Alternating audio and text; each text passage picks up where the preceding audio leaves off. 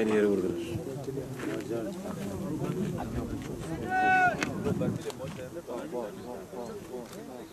O petrol kendi kendine patlıyor.